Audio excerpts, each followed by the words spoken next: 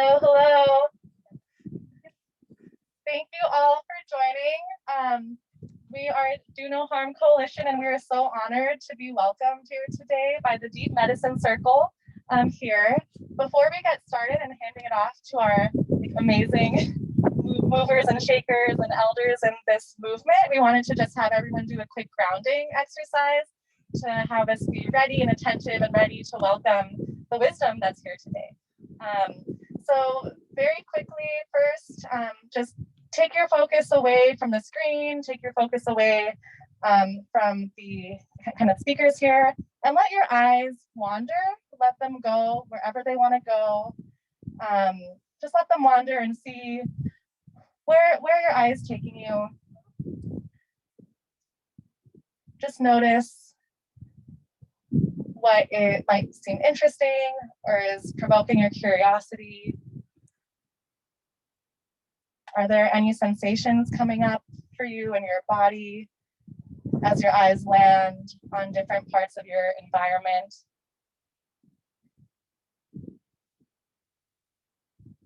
Let's get a good feel for your home base. This is home base. Whether you're at home, joining on Zoom, or here on this land at the farm. And keep letting your eyes, let them go where they want to go. Is there anything new that you're noticing? So maybe something that you look at every day that you're seeing in a new light. And now you can bring your attention back to center, to the Zoom, or to our speakers here, and give a chance to, if you need to like wiggle anything out, take anything out, whatever feels comfortable to get you feeling set in your intention here today. And we want to do a quick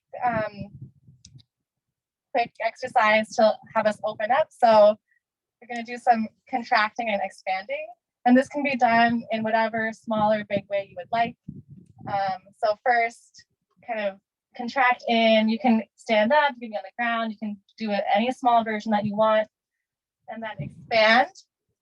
It can be as small as just contracting with your fists, expanding out with your palms, coming in and out, in whatever way it feels to contract and expand to you. You can go to the side. Bring your intention in. Open your attention out.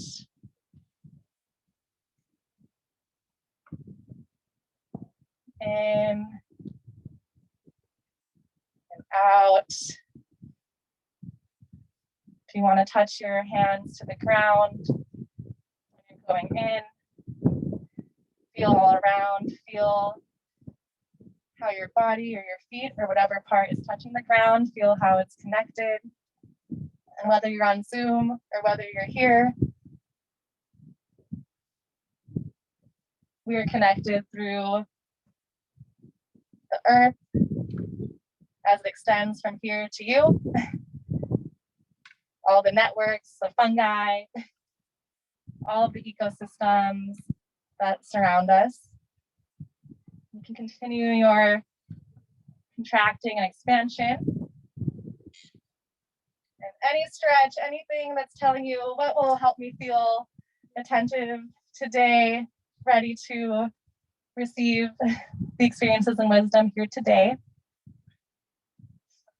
And one final bit of contracting and expanding, nice and big, open, as we're ready to welcome here today, the Deep Medicine Circle. And so I will pass it off to Kata. Good morning. So happy to have you all here to enjoy this glorious day today. Hersha Tuhi is a welcoming in Ramaytush language. I'm Kata, and I'm happy to be here today on our traditional land to welcome you and hope that you find some healing energy here today and helps you on your journey. So glad to see all of you here. Thank you for coming.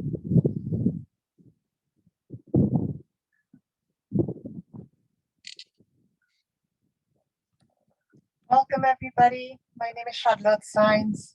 I'm the Director of Creative and Learning Engagement of the Deep Medicine Circle. So honored to serve in this capacity and to be with my community here today, which includes not just all of y'all, but also this incredible land, this incredible farm, these trees, these animals, the spirits, the humidity, the fog, and all of your presence.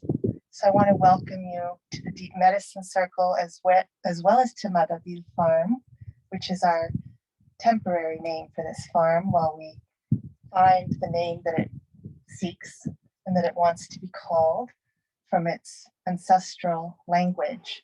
That is part of the work that we're doing here, is bringing back awareness, education, and expression of all that has been silenced in all of these dark times since colonial invasion, and that we continue to be in an ongoing process of colonialism that is very much alive today and ongoing, that we are seeking to address through our work here in the Deep Medicine Circle, and which I'm so happy you're all a part of with your work through the Do No Harm Coalition.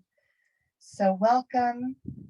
Political education is part of our vocation, a part of our what we're trying to do here as well, bring awareness. So this is very work that's very close to our hearts. And so I'm going to introduce you to our chief instigator, Rupa Maria, who will tell you a little bit about the work we do here, and then we'll open it up to a discussion and questions as well.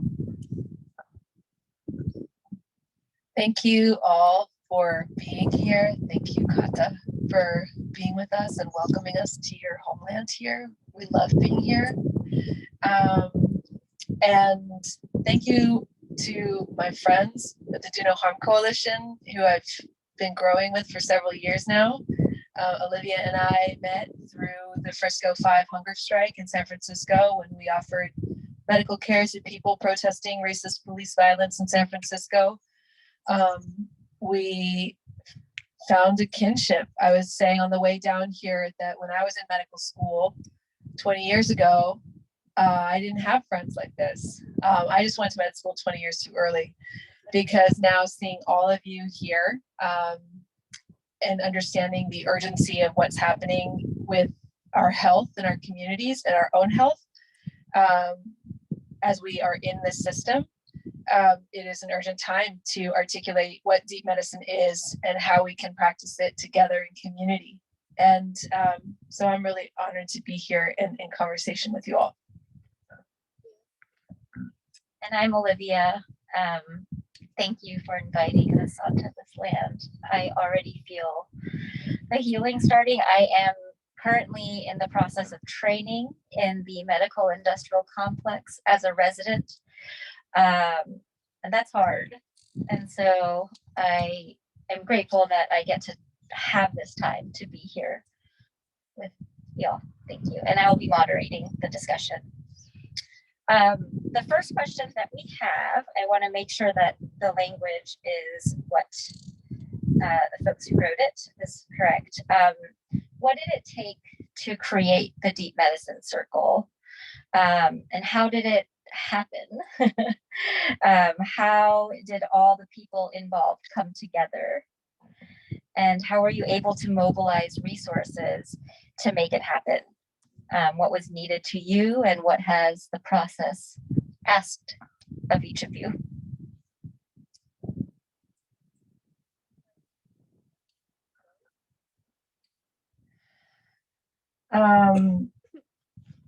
I was born here in occupied and unceded Ramaytush Ohlone territory, literally over the spine of this redwood line here behind us, in what is now called Mountain View. California when there were apricot trees before Google. And I know it was a long time ago. And I was born to Punjabi immigrants. And in my work, growing up, going between being sent to India to live with my grandparents because my parents were struggling. They were immigrants. They had very little money. So they sent us home to live with the grandparents. And then I was in India as a 4-year-old feeling all the ancient presence. And then would come back here and I could feel all this ancient presence. But then I saw the strip malls and I saw, like, I didn't get it. Like, wait, where's the ancient presence? Then growing up and going to 4th grade and getting indoctrinated in the California mission curriculum, as if this was just, you know, we all had to make dioramas. I don't know if y'all had to make dioramas. You still make dioramas, oh my God. So we all had to make like little genocide dioramas. And we weren't told what happened here. And we weren't told who was here, why this area is so beautiful, why we fall in love with the smells through the bay groves and the redwoods. And we didn't hear any of that. And so it took me just really hungering for this information as a young person. And then when I was in my early 20s, I came across a book called The Ohlone Way by Malcolm Margolin, who's still alive. He's an elder who came to visit this land when we planted the acorn tree in the field in a ceremony. And that book opened my mind to who was here. And I was shocked that I didn't learn that. And so that was part of my journey of unlearning and starting to seek out people, community who could teach me what happened here on this land. And so this work of forming the Deep Medicine Circle is really my whole life, and also the lives that came before. It's been a process of, you know, all these different entities that formed to bring forth the work of the ancestors here. There's so many of them that are cropping up and coming and moving. So this is just one other incarnation. For myself, it rests in relationships. So over the last 20 years, 30 years, building relationships with our Ohlone community, building relationships with farmers, building relationships with medical people who want something different, building relationships with Peninsula Open Space Trust, the landholder here, so that they will give the land back to our Indigenous people. So these are all like long relationships. It took stepping outside of the concepts of health that is only prescribed by doctors, and understanding that health is like our friend there, Dominique, raise your hand, Dom, with Moms for Housing, who took over a vacant house in Oakland to get housing for mamas with children. That is healthcare. That health is something that is way beyond the scope of what Western medicine ascribes and tries to control. And so that understanding for me became very central. It also came out of my work as a musician. So I have always spent half my life in medicine and half my life in music. And people in medicine will also always say, oh, well, that was your hobby. And, you know, this is your real career. And I say, no, because the music is what would allow me to travel to spaces and be with community. The music is what, when I walked up to the Frisco 5 and said, hey, I'm a doctor. I see you're on hunger strike. I'm tired of seeing people killed in the mission. Can I help? They said, oh, she played on stage with me in Golden Gate Park. She's cool. We know her. We know her because of the music. So it was the music that opened these doors. It was the music that took me down to the Zapatista territories to learn about struggles of Indigenous people for their autonomy and their health and their wellness. It was the music that when I was at Standing Rock, patching up bodies being blasted with rubber bullets, and Deborah Whiteplume came to me and said, you need to write us some songs, doctor. And I was like, patching up bodies, like, what are you talking about? You need to write some songs that can help us have courage on the front line as we're eating rubber bullets for breakfast, as she told me. So the music has always been a part of this. And I want to just really state that, because colonial concepts will try to dissect your identities and try to ascribe this identity over here and this one's over here. And no, this one's just like minimal and a hobby. But the demanding of it to be integrated into everything that you do will bring such a richness. And so this work comes out of that richness. This work comes out of reaching out to friends when we were ready to start this organization and saying, hey, who can help me set up the legal structure? Well, our radical lawyer here, Hasmik Gagamian, she can help set it up. I met Hasmik, she said, I just want to devote the rest of my life to getting land back for Native people, Indigenous people. Come work with me. It has bringing my friend Charlotte, who I've known for over a decade, who's been a teacher and working in Indigenous food systems down in Central America and Mexico. Artists, radical thinkers, poets, my husband, who's a farmer. So it's building those networks of friendships and communities to do this critical work. And it was really COVID for me, seeing people die, seeing who's getting sick, watching my community struggle, where I was like, screw it, we need to do something. We need to like start moving more models out there. And it's exciting because there's so many of those things happening right now, and this is just one of them. And yeah, Charlotte, do you want to add some more?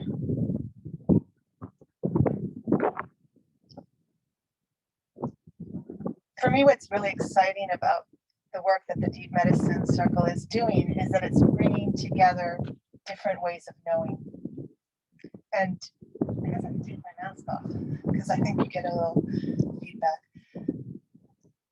I've been teaching in interdisciplinary studies at the California Institute of Integral Studies for 15 years now.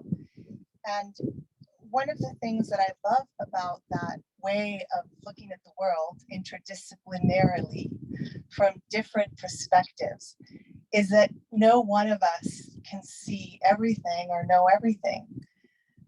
For example, somebody might say, you know, what day is today? And somebody might say Sunday, and they are correct. Or somebody might say it's the 29th, I think it's the 30th, 29th, and they 30th, and they would be correct. They might say, no, it's actually, says another person, no, actually it's January. And so on. You get my point, that all of us can have different ways of approaching something, different lenses that we bring, this big word epistemology, which means way of knowing. So for me, the Deep Medicine Circle is bringing different ways of knowing and being together, anchored in the fact that a deep violence has been done to these lands, to the people, to the beings of this land. We all are feeling it now with the climate crisis.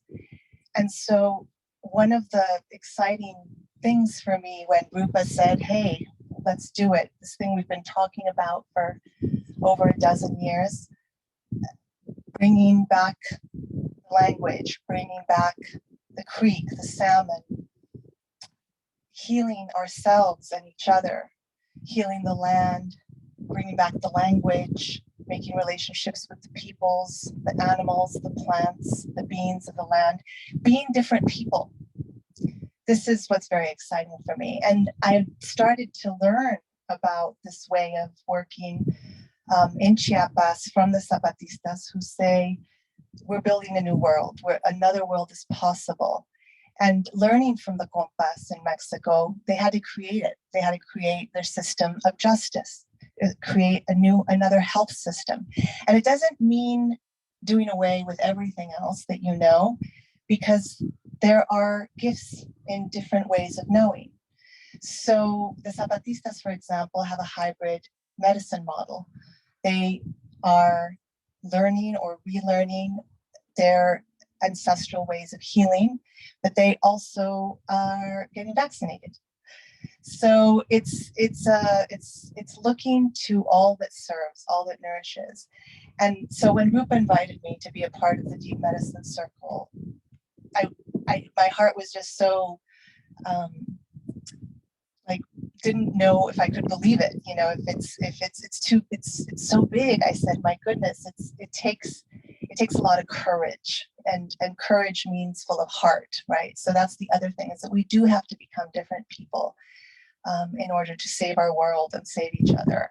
So that's an answer to your question, the first part of your question, I think, about what brought me here. I think what brings me here is relationship, like Rupa said, a deep belief in what we can do together, that we are better together. I by myself, any one of us by ourselves is not gonna do the magic that we can do together. And that's another thing that teaching, these past 25 years has taught me, is that, we're only experts of ourselves, of our bodies, of what's happening with ourselves, but we cannot claim expertise about anything out there in the world. Only that can be built together. And I see the commitment that Rupa and my colleagues all here at the Deep Medicine Circle are bringing, each from their own story, each of us from our own life that we have lived. And we didn't know each other, many of us, before this, but it's in that coming together with others, finding people who are already doing what you most desire, that is making this magic happen for us.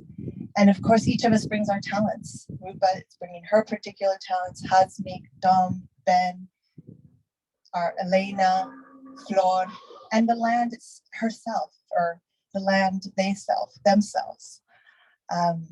So much has not been listened to. How do we learn to listen to the land? How do we learn to listen to ourselves in all of the clutter and the noise of our capitalist lives? So I'm learning how to do all that, and learning with you here today, and excited for this work, and hoping that you'll join it as well.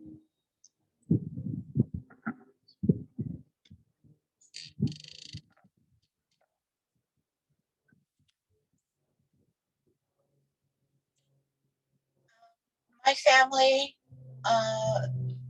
is coming to know our culture also. Means that we went through the California mission system and survived. 80% of the Native people did not survive the mission system. So we were chosen to live and to be here. But due to the genocide during statehood, we pretty much went underground as far as the public domain is concerned. And sometimes when I tell people that I'm Native Californian, initially the first reaction would be, oh, Ohlone. And that's not a phrase that I use to describe myself. Ohlone was a given name. That's not a tribal name. It's an umbrella over many tribes. And growing up, we knew we had lineage to a couple of tribes in the Monterey Bay area, but a little history here about the Ramaytush on the San Francisco Peninsula. For 100 years, it was thought that the Ramaytush people were extinct. 100 years, we were not existing. And then I would say just recently, within the last 10 years, it was discovered there are living descendants from one person from the Ramaytush tribe. There's 4 lines. She had 4 children. And in our own family, it just was even more recent than that we realized that we were Ramaytush.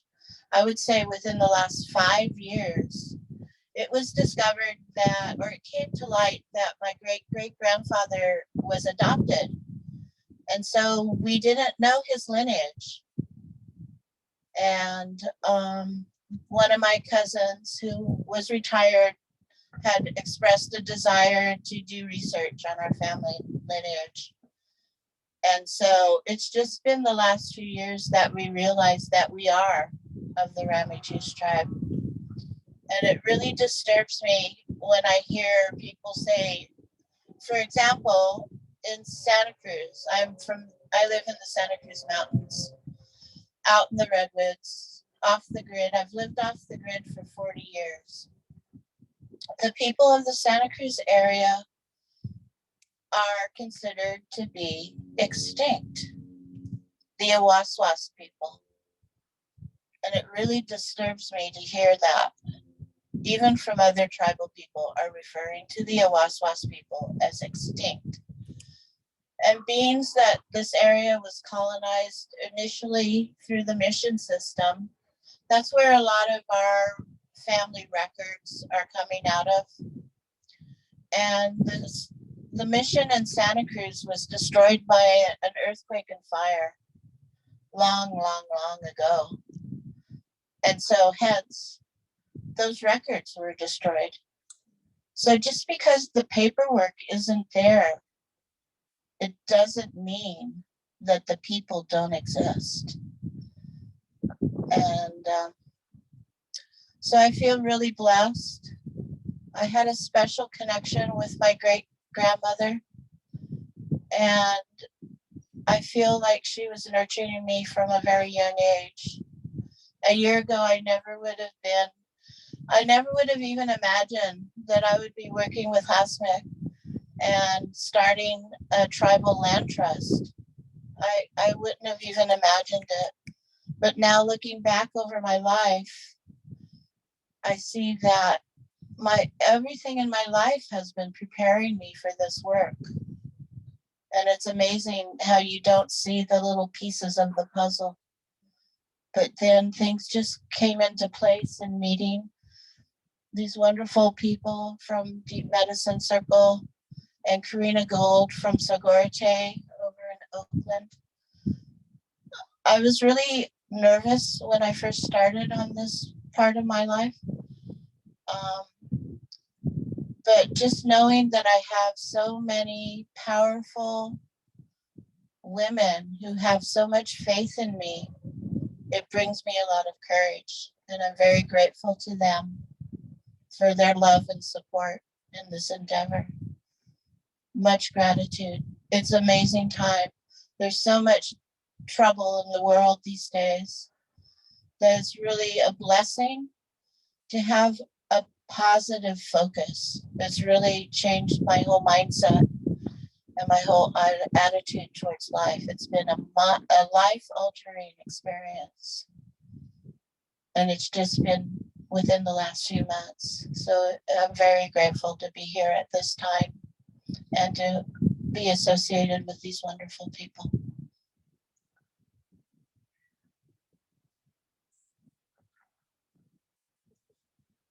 Thank you for your bravery and your courage. I feel nourished with wisdom and history and stories.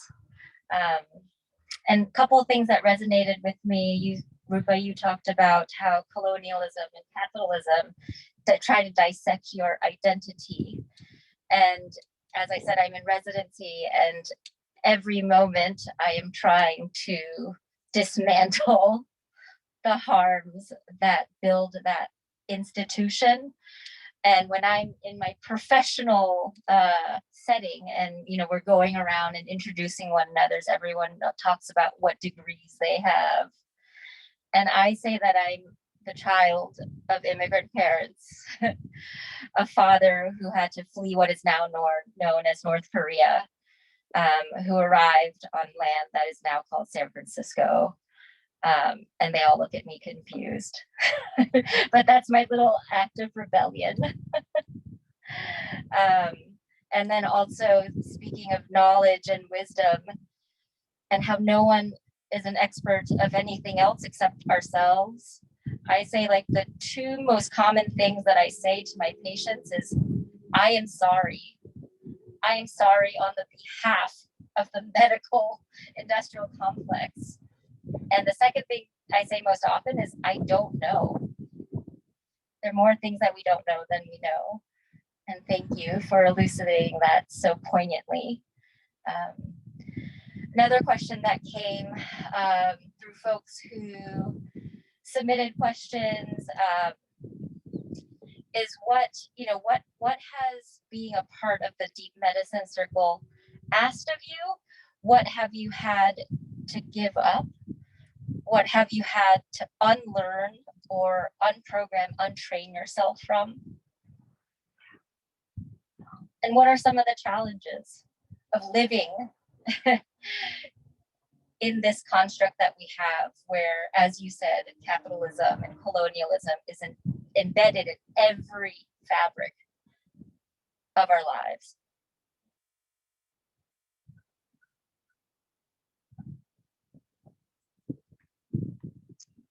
First of all, the construct of residency and medical school training is indentured servitude, and you should all go on strike and demand living wages. You should have a sleep in, not a sit in, but a sleep in. Y'all aren't getting enough sleep. But truly, the medical industrial system requires that your learning is accompanied by labor abuse, and we all tolerate it. We all tolerate it. So that's just something I want to say, because I don't think it's a healthy system. I mean, throughout the whole system, it's not healthy. And that the only way to make it healthy is to demand that it becomes healthier for the people who are in it. The challenge with residency training and medical training is that people are like, okay, I just have to suck it up for 7 years. I have to suck it up for 5 years. Like, how much do you have to suck it up for, right? Then you become an attending. It's like, oh, okay, I have to like do X, Y, Z, right? So do I think the medical system itself can be decolonized into a healthy experience for Black and brown people? No, I don't. But I just want to be real about that. Do I think it's useful to go through that training and learn the tools of science to serve our communities? Yes.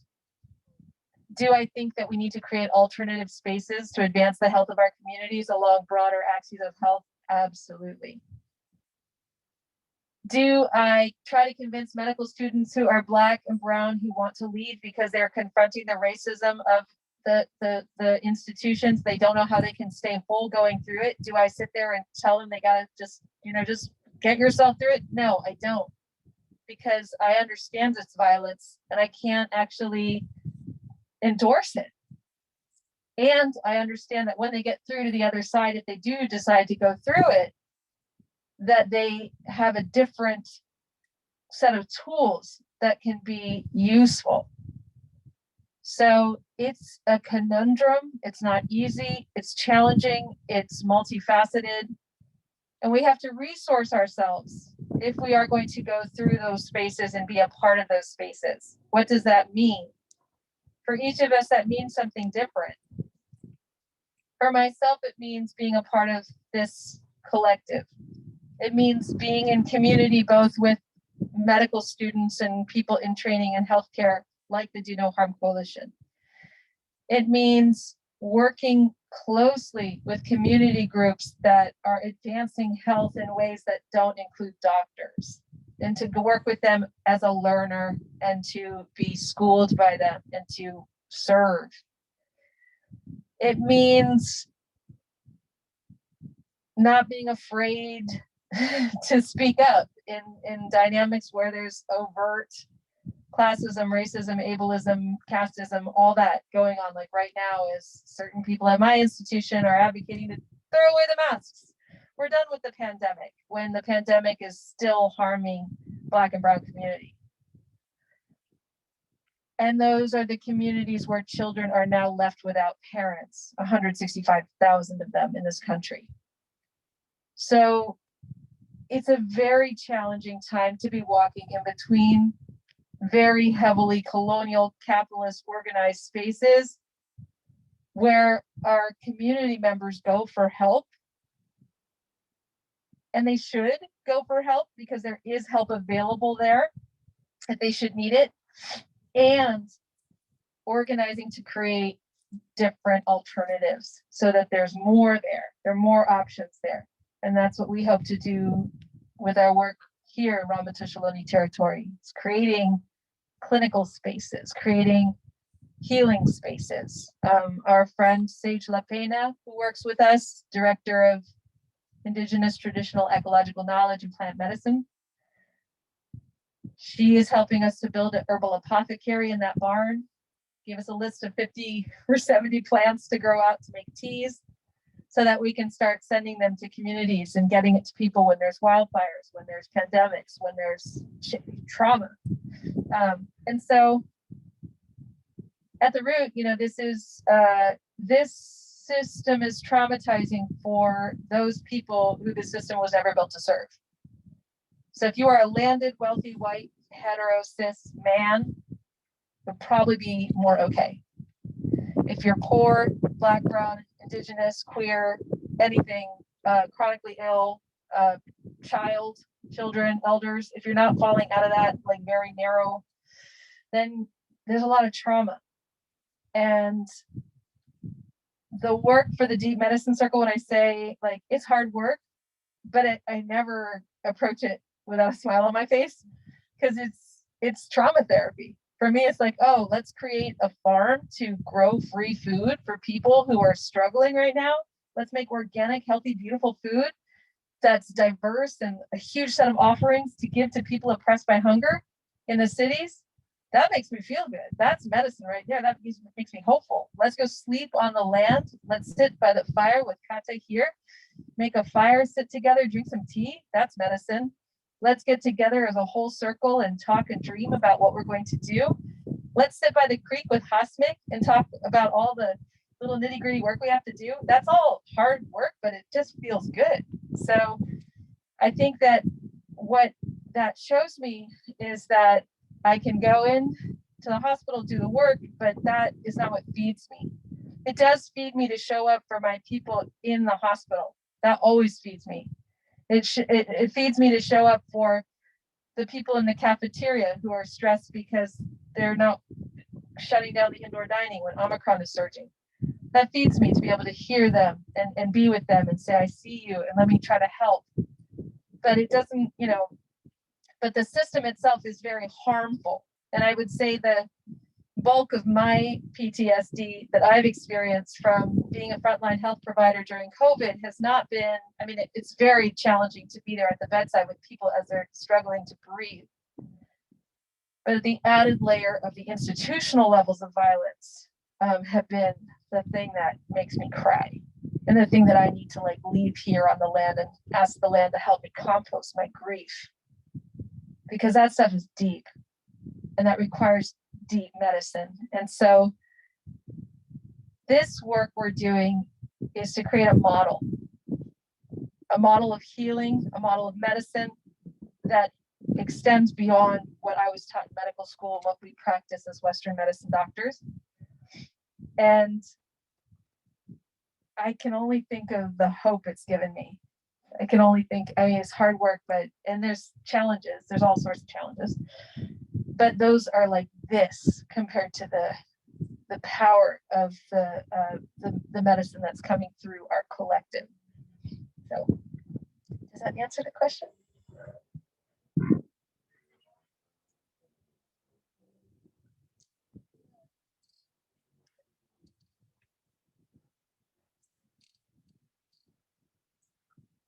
Well, I think the only thing I would add to that is that we're all in this capitalist system selling ourselves, and that's what capitalism does. So the challenge, there's a lot of creativity that is being asked of us if we want to do something different. I think a lot of resisting sometimes means doing less capitalist stuff and trying to find more connecting things that make you happy, things that make you healthy and connect to other beings. So that's some of the learning, that I've had to do. And it's very simple, like some of the examples that you gave, just connecting to people for real, not in this performative way that capitalism demands of us, but and then and not being dehumanized. I think all of our educations have been pretty violent, many of us, and the places where we work. I work at a school that's an alternative school and in many ways trying to do education differently, but it doesn't escape the violence either.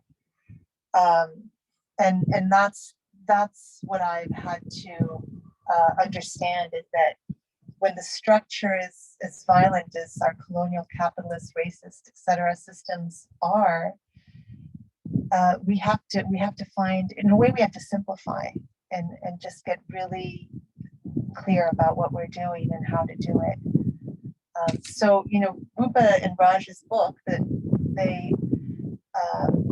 that in a way is the inspiration for so much of this work, of making those connections between our bodies and the land. It gets to the core pieces, which are, I mean, one of them is land. How do I connect to the land, and how does the land connect to us, and how do we grow access to those who have not had access to the land? I mean, that's what this is trying to do right here.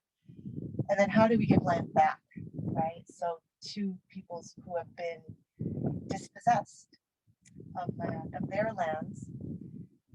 And so that is a central part of this project. And I think for, you know, when you ask something about giving up, you know, I don't know, I'm trying to give up capitalism, you know, but that's not, I haven't figured it out yet, how to completely give that up. But how do we always try to keep developing strategies?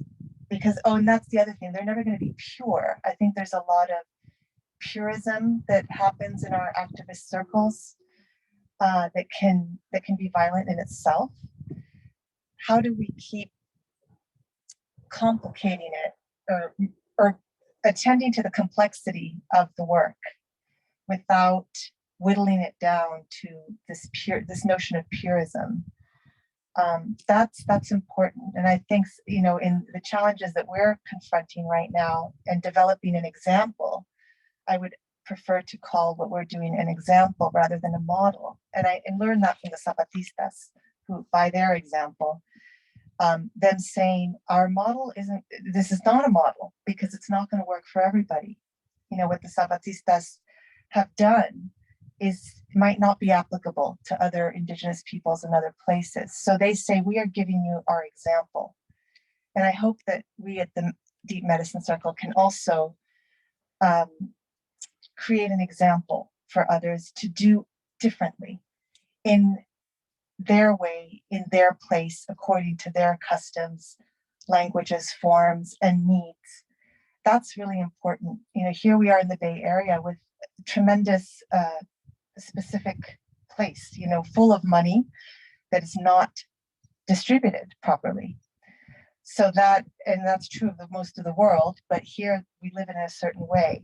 So what might work here might not work elsewhere. And that is something that we have to be very conscious of in developing our toolkit, that, you know, and just, you know, with that humility of saying we're an example of something, trying to do something differently here where we are in our context.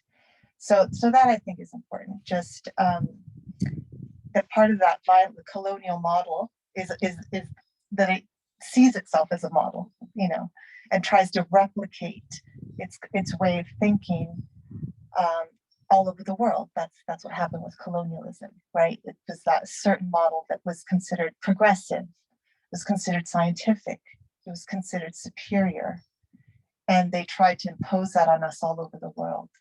So how can we change that and create an example that allows for difference, complexity, and never purity, which I think is very dangerous.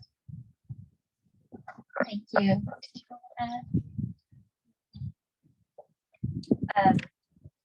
I'm just reflecting on the idea of purism and connecting it back to this idea of dissecting one's identity and only, you know, the idea that you can only be one identity at a time. And then also thinking about, you know, what Rupa and you have said about what have you given up and trying to give up capitalism, but finding it really hard.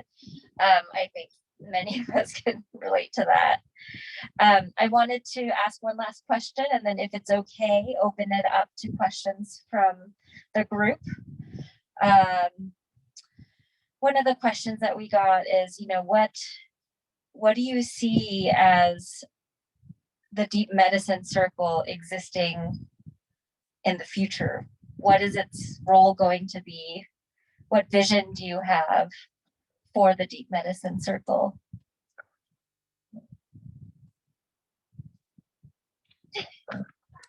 I'm chuckling because we have a retreat next weekend. So that is the collective imagining. You know, this is a seed. This is a start. Charlotte, I love that example.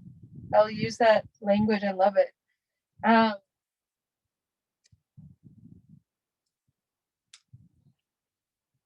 I see an example of what it's like to live in correct relationship as guests on stolen land, where we connect personally with the people on whose land we're on, and we reassert their sovereignty in their lands, and we learn to live in ways that are harmonious with their cultures and practices, which means we take care of each other, oversimplifying it, but we take care of one another, that we reawaken our responsibilities to the land and all of the beings the land takes care of. We care for the earth and we care for the people. Like, that's so simple, but it's so hard to do in a colonial capitalist context. It's actually the opposite of what you can do. It's actually the hardest thing to do in a colonial capitalist context.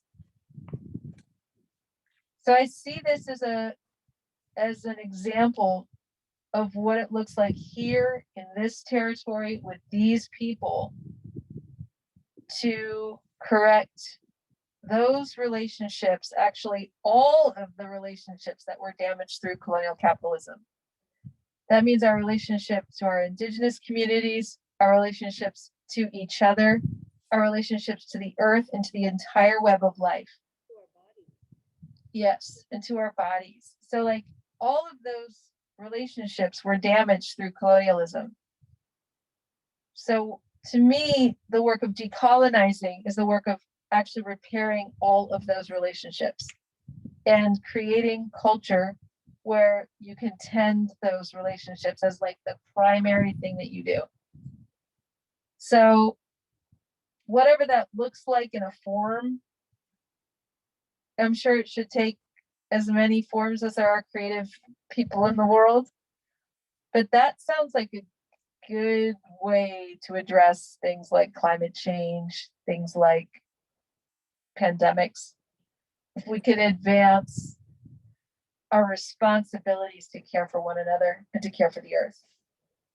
And so at the like foundational seed of Deep Medicine Circle is that.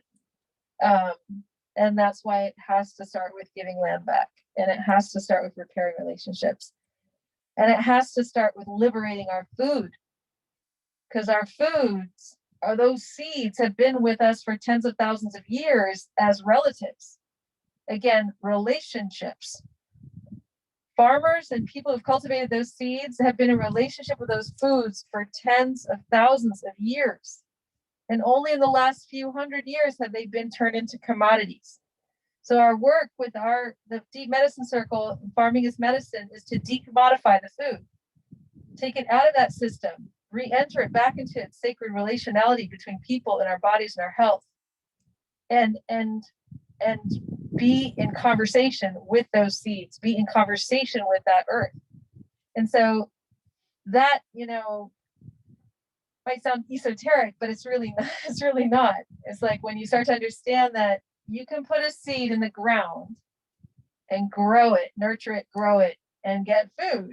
And there's actually no transaction that happened there except for one of relationality between you and the earth, you and the water, you and the seed. And you can take that food and give it to a human being who's hungry. Like that is some beautiful magic. And if you think about every, place that has been colonized, capturing the food system, dissecting it from the medicine system, separating those things as if one's over here, one's over there. In every traditional culture, my culture in India, cultures in Africa, cultures all over the world, food and medicine have always been coextensive. So that's why part of our work here is to bring those back together. That these are ancient relationships that that are necessary for our health, and not just our body health, but the whole system's health. So I don't know, maybe after next weekend we'll have a better idea what the future of the DMC is, but I just hope that it can be a place to inspire people to reawakening those needs to have relationships.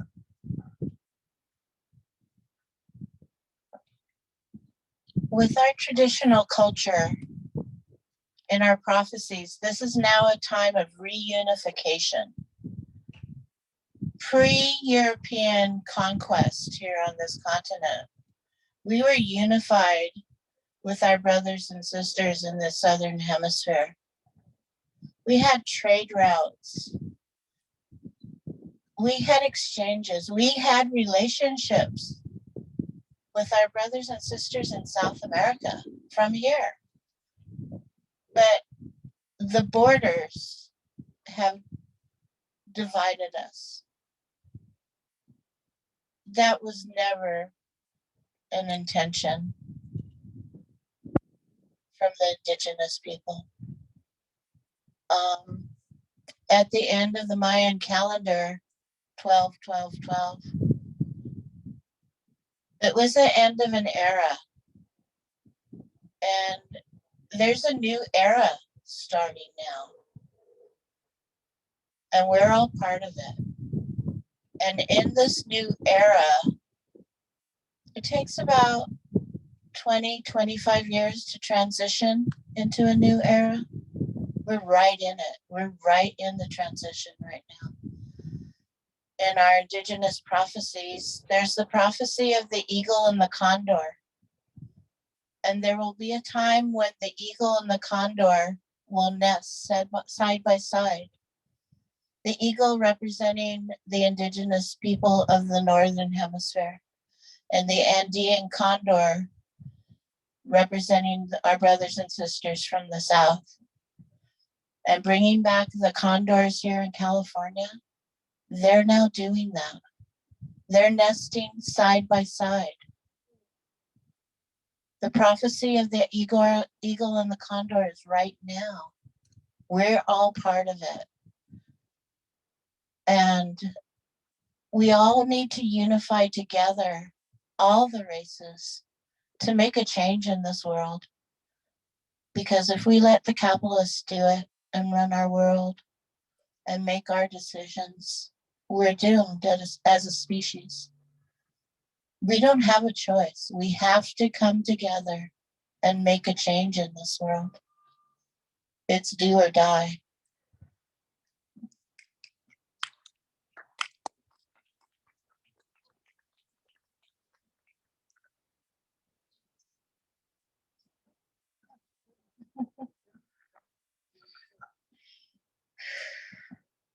Thank you.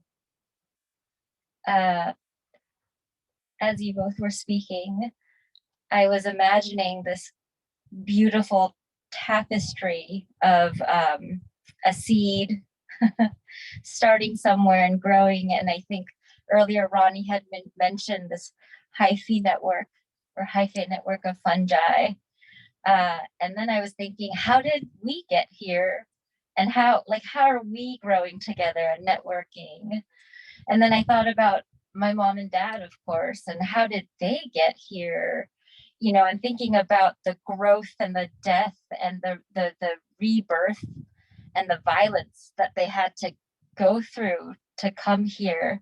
And I'm very present in Black liberation circles, and oftentimes the only Asian American people often say, like, why are you here? And I say, well, my mom and dad, like, the reason they got to come to San Francisco in 1972 is because of the civil rights movement, when they opened up immigration. Had that not happened, I probably wouldn't be here. So being, I guess, wanting to give back to the land and the networks is what I was thinking about. Would anyone like to ask a question?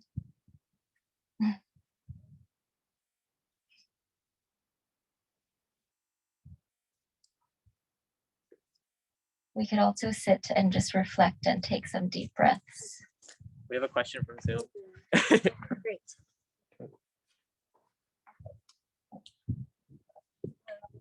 This is from Heather from Zoom. Thank you. How can those of us who are white settlers be the best white allies we can be? Do we start by dismantling the education system, the agriculture system, our medical system? Where do we begin?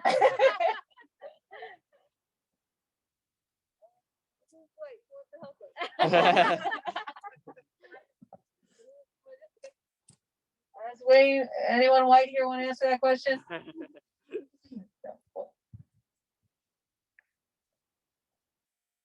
We all need to work on all of it. Well, all has to happen. We don't have enough time to take it one at a time.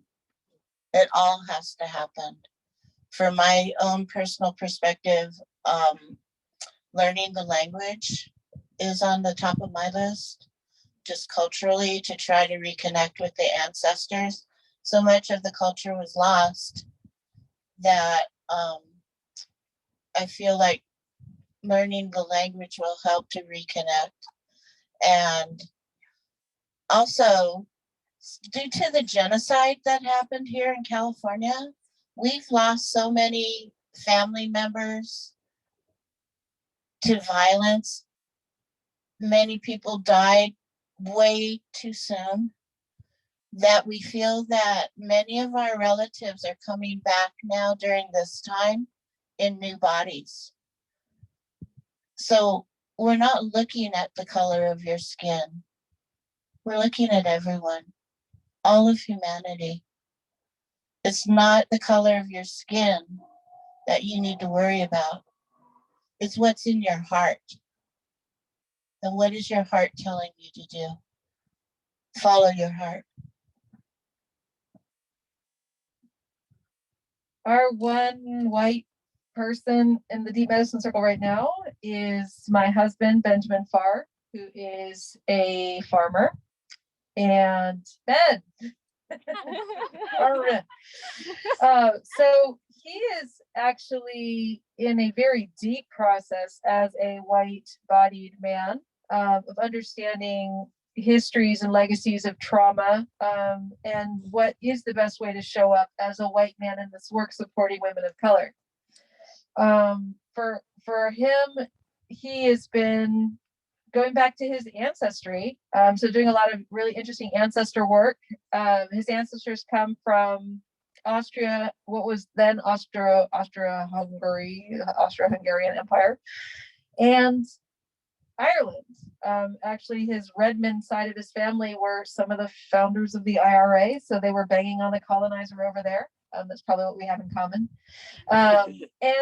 And so learning his ancestry, because the concept of white is an invented concept that was created to oppress people who are white, right? So that in itself, naming yourself white or identifying as white, what is your ancestry? Where did you come from? What are the histories and lineages of oppression of your people? In order for European colonization to happen here, it first happened in Ireland. And even before that, it happened by removing the women of Europe from their places of knowledge and protectorship of the commons. So the forests had to be enclosed in Europe. Women had to be relegated to the households in Europe. So the violence of patriarchy was a part of that colonial struggle, was a part of that colonial engine. And so we have to have empathy for our people of European ancestry and how they have been violenced themselves in order for that system to come forward and create this violence all over the world. And so it's all of us have to do this work. And for Ben, in this project, he mobilizes all of his privilege to show up for the meetings, to do the permitting, to do the stuff that will help to have a white dude up front, making it go faster. He helps by sharing his knowledge. He's been a farmer for 25 years. So he shares his knowledge with our farmers who are younger women of color, who are stepping into their leadership so that they can be forward and they can do the work, empowered with knowledge and resources.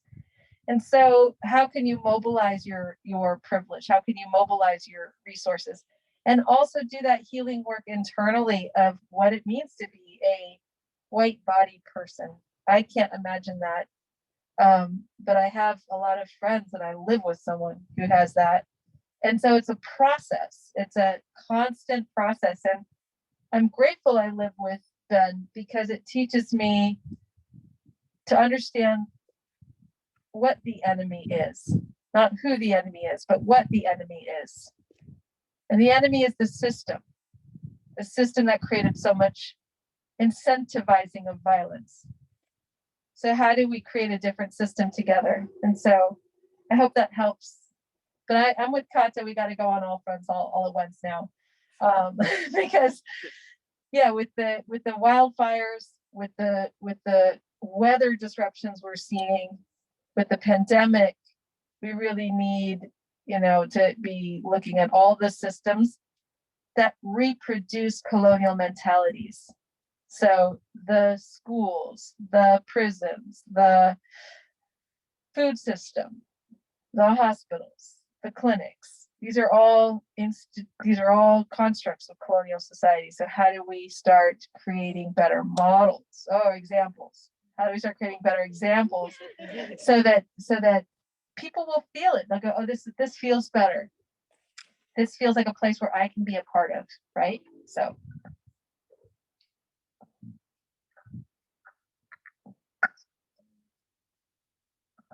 I lost my train of thought, but I think starting small is helpful, in your own self, in your own families, in your own homes, your own neighborhoods, and then you can scale it up. I think that's one idea. And I think there's a lot of folks who've been thinking deeply and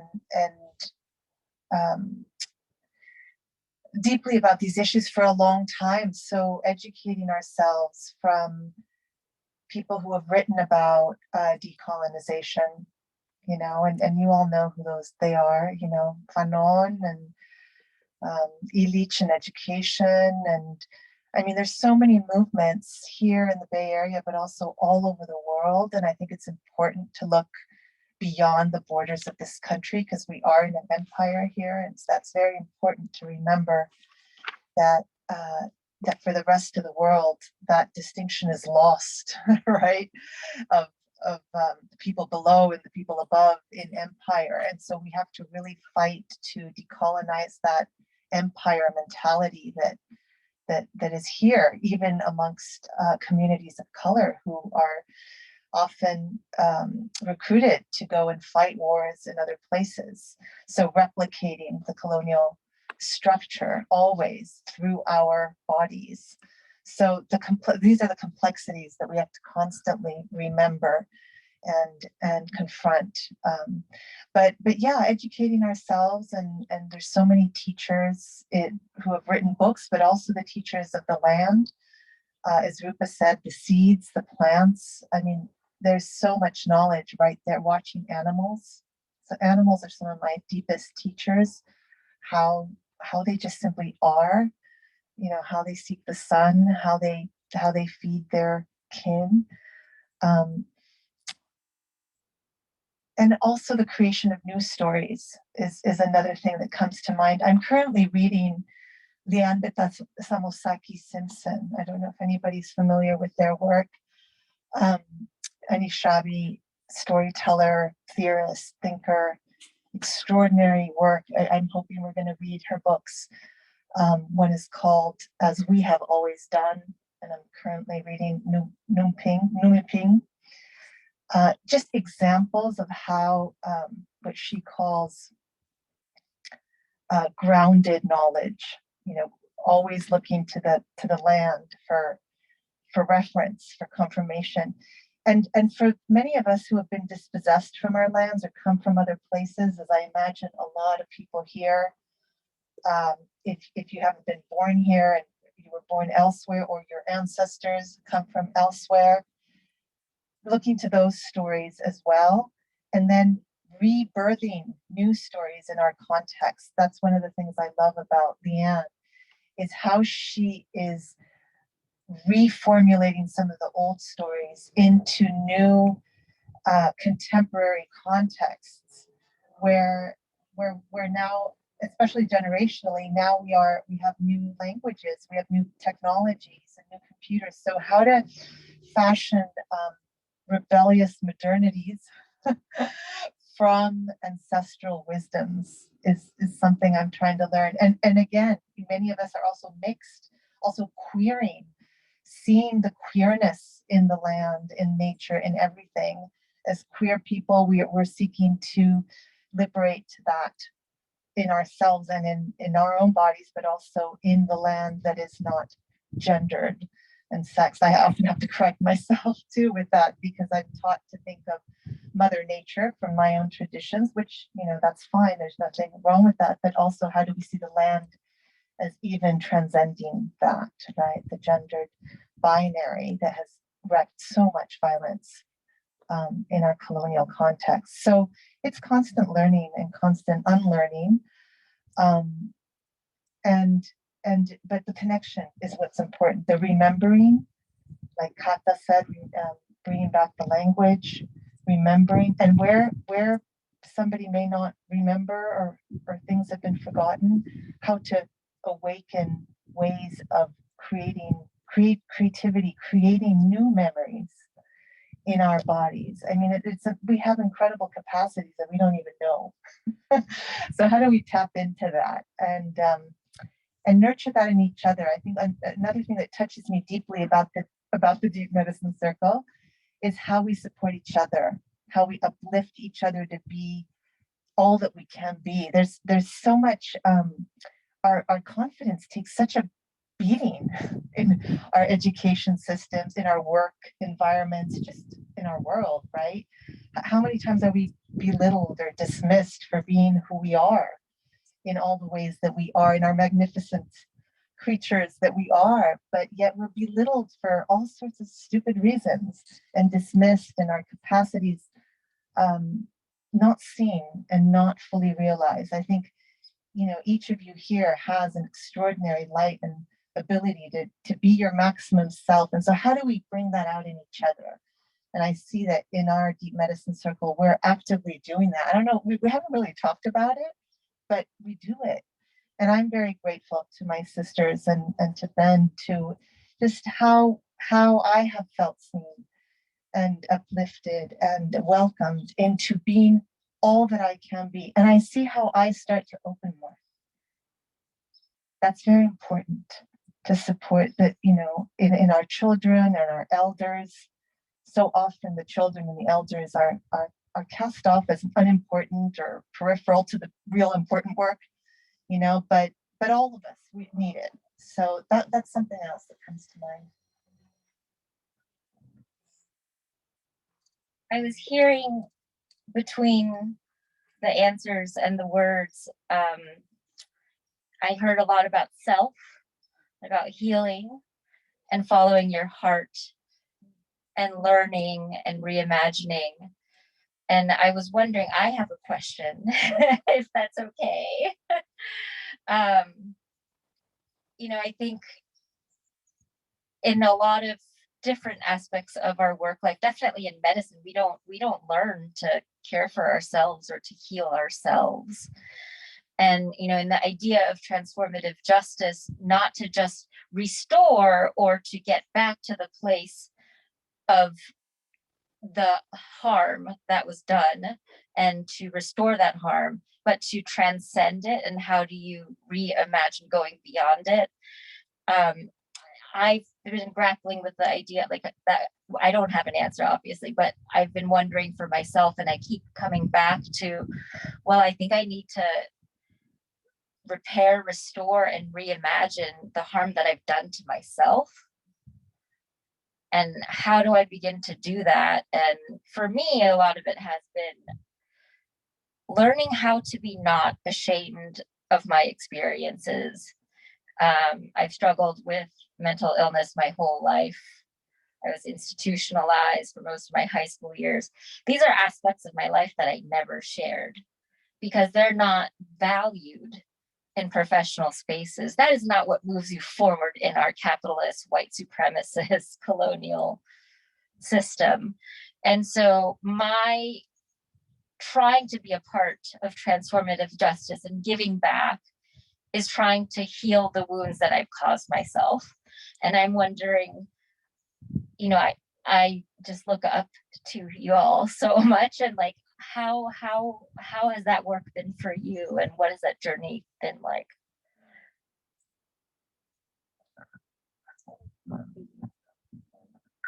That's the deep work. That's the really, and I think that's lifelong work, because it's colonialism, empire, all the isms speak through us, right? Like that's how it works. The system works. It goes into your brain or your psyche and tells you that you're worthless, you know, whatever those, you know, messages are, it speaks through you. And so you start to sometimes say that to yourself, right?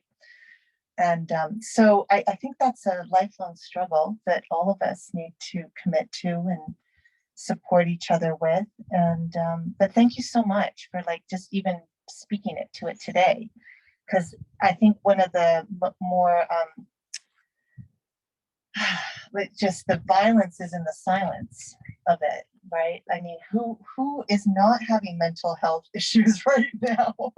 I don't know. I think it's an epidemic, and I would be surprised if anybody's untouched by it, right? Not just since the pandemic, but since colonialism, since before that, since the witches were burned. Like, I mean, it's I think I like to think of it sometimes as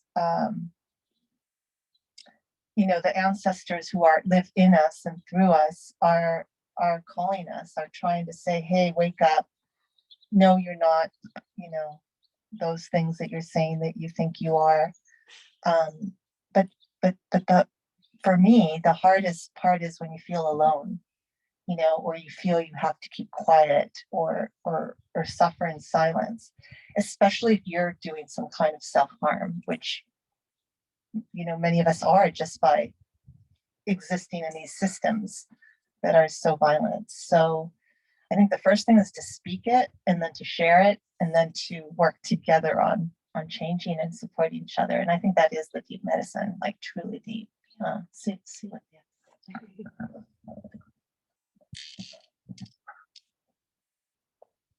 I'd like to thank you for opening up and sharing your story with us. I think that we all need to learn to be more gentle with ourselves, to not be so hard on yourself, to not criticize yourself. Maybe take a moment to think about things before you react, to really get a true sense of where you're coming from before you react to some negative influence that might be coming at you. Learning to love yourself is crucial. You need to love yourself, all aspects of yourself, and realize that you're doing the best that you can with the tools that you've been given. And before we can love others, we really need to learn how to love ourselves first. And before we can heal others, we need to heal ourselves first. So just be gentle with yourself and be loving to yourself, and emotionally treat yourself, and know that you are a creation of a higher power, and that you have a purpose here, and that you have important work to do. And just to love yourself and move forward and follow your heart.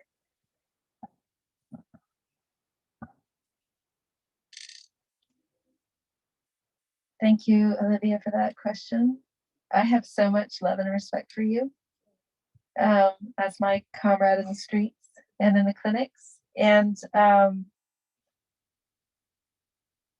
also know that you're an artist. And I'm also an artist, like being an empath.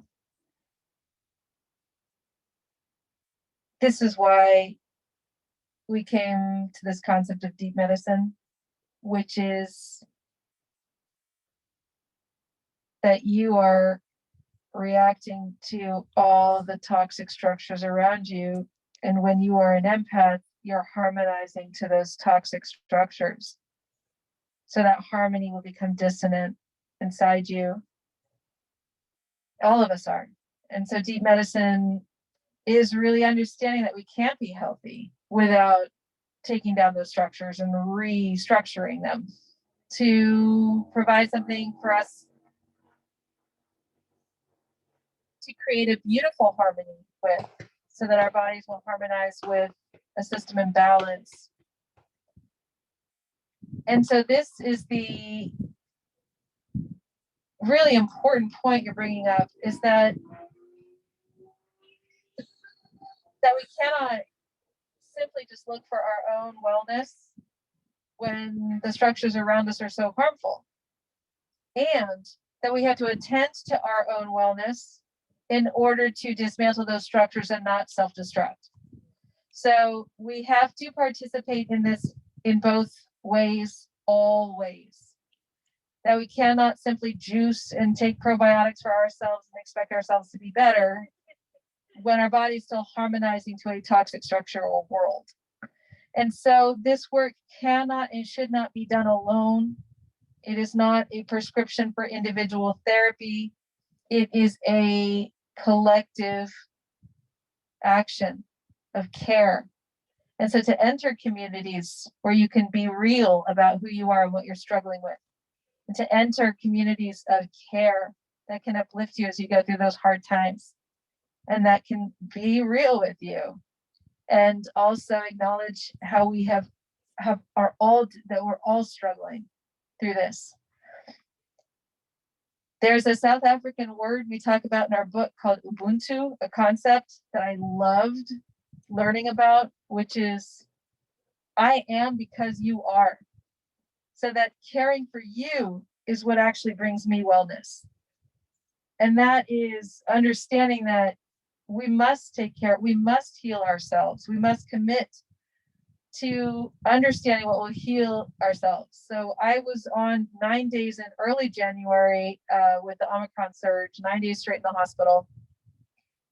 And I was like on the data every day, 3 times a day, checking what's going on, and it was just, and watching the messaging, oh, it's mild, oh, it's totally fine, and watching the hospital get stacked with patients and seeing who was being impacted, and it was just, it made me so upset and stressed and sad and tired. And so I got done with those 9 days and I just hit a wall. And I had to cry and cry and cry and cry and call my friends and call my support.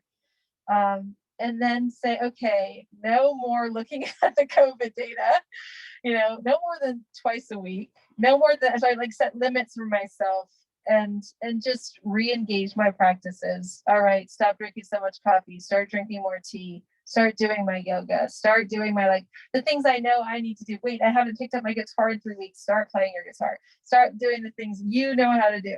And it's crazy. I'm almost 47 and I have to remind myself how to take care of myself. But that's what we have to do in this work, right? So you have to be committed to your wellness and committed to the movement of justice on whatever axis you're working on. Those two things happen together. And they can't always, you can't always do both of them together when your self is being really injured and you need to tend to yourself. And most people I know in this work will say, go take care of yourself. We got this. And that's the beauty about collective work, is that not any one of us is critical and we are all critical. And so how we can show up for each other and help, it's really important. I think the more of us who recognize where our wounds are as healers, the more potent we become in our healing capacity, because we understand how our people suffer. We understand suffering, not just conceptually, we understand it in our bodies. We become embodied healers. So yeah, I think that care of self, care of other is critical. So thank you for that question. Thank you so much. There's a question from Zoom. Oh, no, maybe just like wrap up with some brief final thoughts, and then we have a discussion question to pose for everyone to discuss. Yeah. For us over lunch, and then Zoom, they can do breakout. Okay. Who would like to wrap up?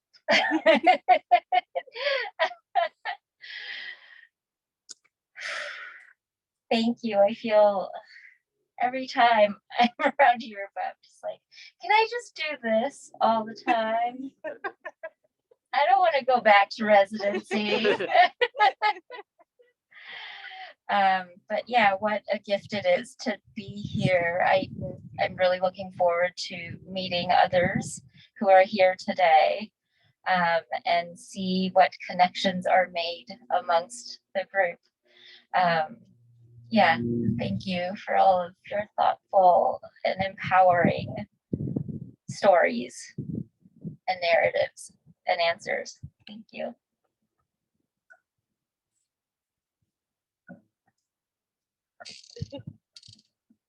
I would just like to thank you all for being here today. It's been a pleasure, and I hope we get to have some one-on-one conversations. Feel free to come and ask me anything you'd like. I might not answer you, but you can ask away. And Kata made the apple cake, everybody. So that'll be coming out. She's an amazing cook. And we are going to, those of us who are here are going to be doing some work, which will feel really good after all this talking. So after we eat, I'm looking forward to joining you in pulling some ivy and getting some of this land ready for what's coming next. Thank you for being here. Well, I just want to reiterate the thank you. I just want to thank each and every one of you for the inconformity in your heart, for being rebellious, for showing up today, for knowing it's not okay, things are not okay, and for having enough curiosity also, and just to get yourselves physically here. Thank you so much for coming. Thank you. Thank you.